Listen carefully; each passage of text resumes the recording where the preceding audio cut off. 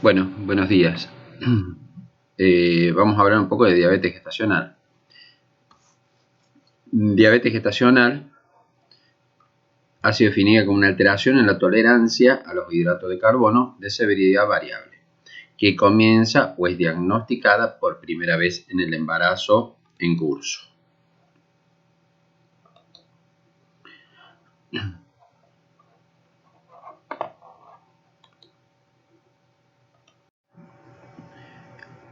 ¿Qué criterio diagnóstico tenemos para una diabetes gestacional? Tenemos una glucemia en ayuna entre 92 y 125 miligramos por decilitro.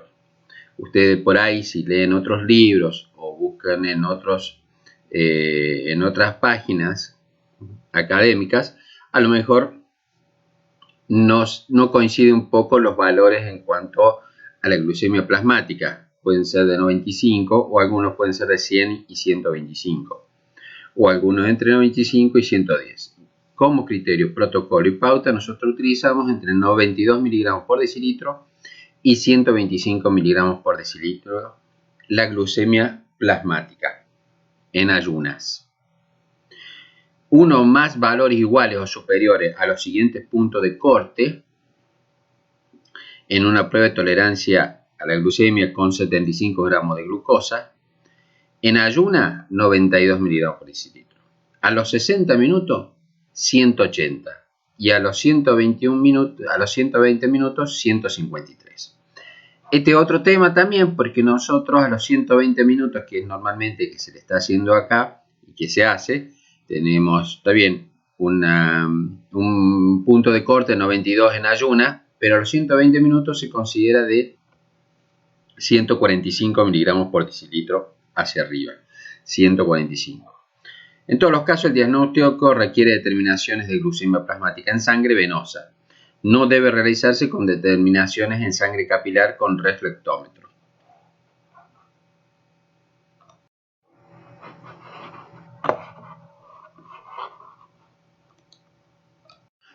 Factores de riesgo. ¿Qué tenemos de factores de riesgo?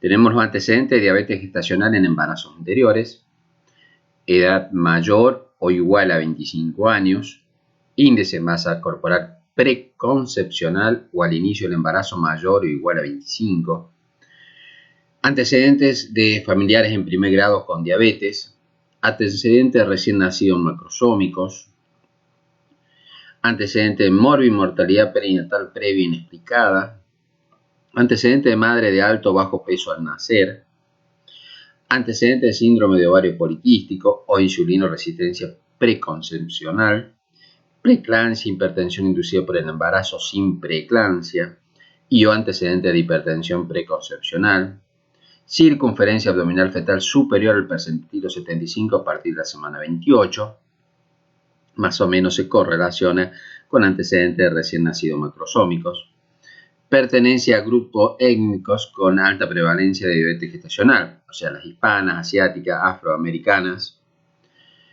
indias nativas de América del Sur o Central, embarazos múltiples, utilización durante el embarazo de drogas hiperglucemiantes, los glucocorticoides, los betamiméticos, etc. Estos son todos los factores de riesgo que van a predisponer a una diabetes gestacional. Diagnóstico. Bueno, como se mencionó anteriormente, se considerará diabetes gestacional a toda paciente con glucemia en ayunas mayor o igual a 92 miligramos por decilitro y o con uno o más valores patológicos en una prueba de sobrecarga con 75 gramos de glucemia.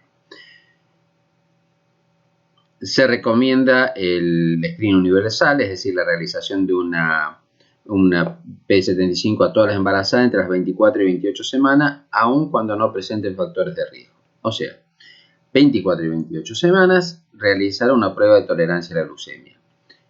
¿Estamos? La prueba de sobrecarga con 75 gramos de glucosa. En aquellas pacientes que presentan múltiples factores de riesgo, particularmente el antecedente de diabetes gestacional en embarazos previos, antecedentes de familia de diabetes, obesidad preconcepcional, edad materna avanzada, se sugiere iniciar el screening de diabetes más precozmente, antes de las 24 semanas. En este caso, y de ser este resultado normal, se sugiere repetir la prueba de tolerancia a la glucemia al menos una vez entre las 24 y 28 semanas. Es válido realizar la prueba por primera vez a posteriori de las 32 y 33 semanas si no se realizó con anterioridad. El diagnóstico tardío, si bien limita el impacto del tratamiento, tiene validez para evaluar la finalización del embarazo, para planificar la recepción del recién nacido en un centro de adecuada complejidad y para el pronóstico de la paciente. ¿Por qué entre las 24 y 28? Porque en ese momento hay mayor factor lactogénico que produce mayor producción de glucemia y aumenta la glucemia en la mamá. Por eso se determina mayormente entre las 24 y 28 semanas. Medidas terapéuticas incluyen educación diabetológica, plan de alimentación, tratamiento farmacológico, actividad física. Idealmente, el control de la paciente debe estar a cargo de un equipo multidisciplinario. En realidad, lo hemos visto anteriormente también con la colestasis intrahepática, con la hiperemesis gravídica. Siempre tiene que haber un equipo multidisciplinario o un equipo perineonatológico, compuesto siempre de una obstetra o especializada en embarazo de alto riesgo, un médico nutricionista especializado en diabetes y una licenciada en nutrición. En realidad, tenemos que también estar en contacto con los neonatólogos, en realidad tenemos que estar en contacto con los nutricionistas.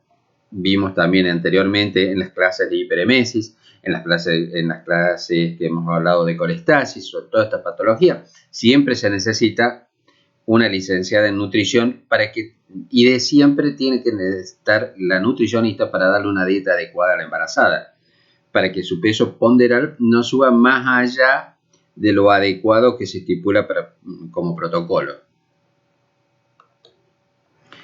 Educación diabetológica. Esta educación incluye información sobre plan de alimentación y modificación de hábitos alimentarios, objetivo del control metabólico, importancia del control del incremento ponderal, utilización de reflectómetros y tira reactiva para medición de glucemia y cetonuria, utilización de insulinas, riesgo y complicaciones maternas y neonatales, importancia de la reclasificación postparto y riesgo metabólico a largo plazo para la madre y el recién nacido. Plan de alimentación. El plan de alimentación debe ser personalizado y adaptarse a la curva de incremento ponderal de cada paciente. No se recomienda el descenso de peso durante el embarazo. Muy por el contrario, este debe evitarse a fin de minimizar potenciales efectos adversos sobre el feto. En pacientes obesas, índice de masa corporal mayor o igual a 30, puede reducirse al valor calórico total hasta el 30%, 25 kilocalorías por kilogramo por día, a fin de reducir las hiperglucemias, pero nunca debe ser inferior a 1700 kilocalorías por día. No obstante, se va a tener en cuenta el peso ideal o preconcepcional que tenía la paciente, porque no son todas pacientes obesas las que llevan también a producir una diabetes gestacional. Tratamiento farmacológico. Una vez instaurado el plan de alimentación, la paciente debería realizar automonitoreo de glucemia con reflectómetro. A continuación se enumeran los objetivos glucémicos de control metabólico y la frecuencia sugerida del automonitoreo de glucemia capilar con reflectómetro. En pacientes con dieta, lo óptimo sería 3 por día en ayunas y 2 postprandiales. ¿Estamos? Lo básico, 2 por semana postprandiales.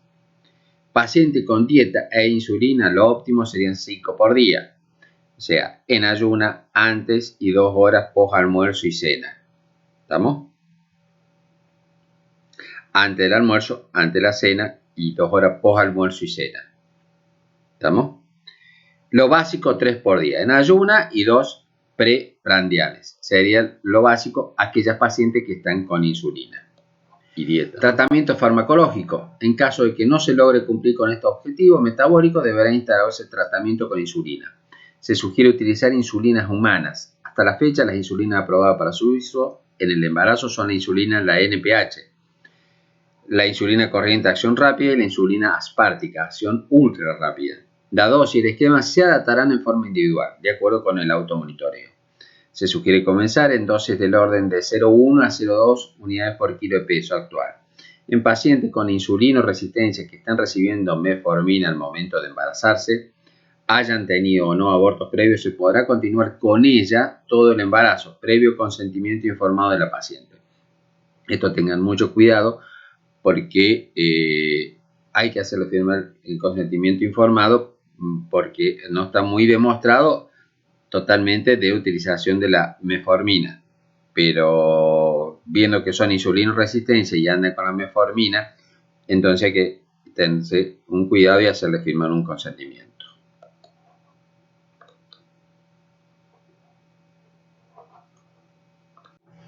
Actividad física. En pacientes con diabetes gestacional y diabetes tipo 2 preconcepcional, la actividad física es una estrategia que ha demostrado su utilidad para mejorar el control metabólico. De no mediar contraindicación obstétrica, puede recomendarse actividad aeróbica por lapso de 30 a 45 minutos, de 2 a 3 veces por semana en pacientes con diabetes gestacional. Control obstétrico. Frecuencia de las consultas. Paciente con normoglucemia en ayuno en tratamiento o solo con dieta, sin signos de compromiso fetal ni patología conocida, cada 15 días del diagnóstico hasta la semana 36 y luego semanal. Paciente con normoglucemia en ayuno en tratamiento con insulina, paciente con hiperglucemia en ayuno o con diabetes pregestacional, quincenal hasta semana 32 y luego semanal hasta finalización del embarazo. En la primera consulta se deberá incluir una anamnesis completa, incluyendo hábitos alimentarios, tóxicos, etc. Bueno, hacemos el examen común que se debe hacer en todo paciente que ingresa por primera vez y se hace la anamnesis correspondiente utilizando el carnet perinatal. ¿Estamos? Control obstétrico. Laboratorio. El laboratorio, normalmente, como toda embarazada, se hace el laboratorio de rutina obstétrica del primer y tercer trimestre, incluyendo ácido úrico y creatinina. Urocultivo trimestral, glucemia plasmática mensual para controlar su concordancia con el automonitoreo, la hemoglobina glicosilada inicial y cada 6 semanas se hace una hemoglobina glicosilada, fructosamina inicial y cada 3 semanas, proteinuria de 24 horas mensual. Proteinuria de 24 horas tiene que ser mensual. Tengan en cuenta esto. ¿Estamos? Salud fetal comprende 3 áreas: control de crecimiento, control de vitalidad y valoración de madurez fetal. Control de crecimiento. A partir del diagnóstico de diabetes gestacional se sugiere una ecografía mensual para valorar el crecimiento con percentilo de circunferencia abdominal y valoración del líquido amniótico percentilado. En pacientes con diagnóstico durante el embarazo de diabetes pregestacional se sugiere realizar ecocardiogramas fetales para descartar malformaciones cardíacas y o miocardiopatías hipertróficas.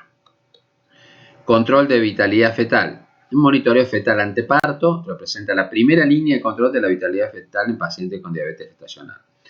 El siguiente esquema es orientativo, ya que el momento de inicio y la frecuencia deben establecerse en forma individual. Paciente con normoglucemia en ayuno, en tratamiento solo con dieta, crecimiento fetal adecuado, sin complicación agregada, ni antecedentes obstétricos desfavorables, iniciar semana 38-40 con frecuencia semanal.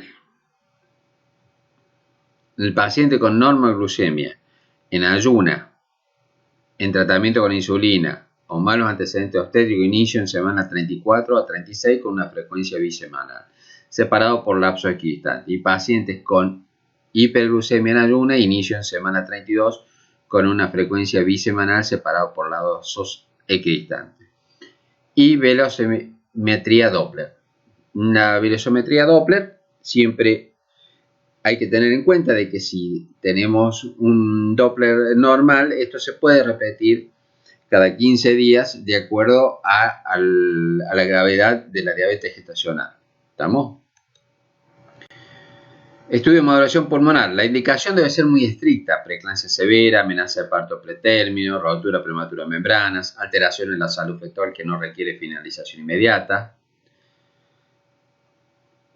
Realizar, alteraciones subagudas que permiten un compás de espera de 48 a 72 horas.